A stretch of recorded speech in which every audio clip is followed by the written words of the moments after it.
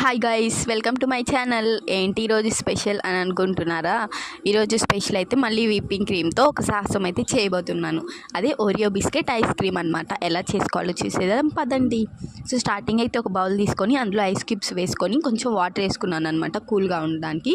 దానిపైనే ఒక బౌల్ పెట్టేసుకొని అందులోనే విప్పింగ్ క్రీమ్ వేసుకొని బాగా మిక్స్ చేశాను. కొంచెంసేపు మిక్స్ చేసిన తర్వాత అందులోనే షుగర్ పౌడర్ యాడ్ చేసి మళ్ళీ బాగా మిక్స్ చేశాను.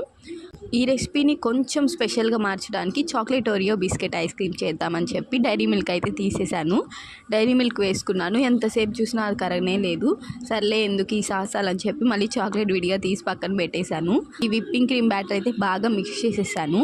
సో మనం దాంట్లోనే మనం ఓరియో బిస్కెట్స్ చిన్నగా కట్ చేసుకున్నవి అందులో వేసుకొని బాగా మిక్స్ చేయాలి.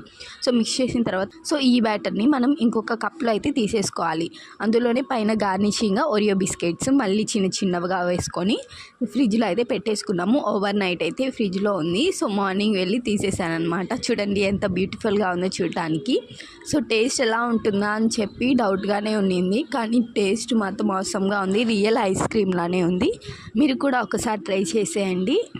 See you next vlog. అప్పటి వరకు చలో బాయ్.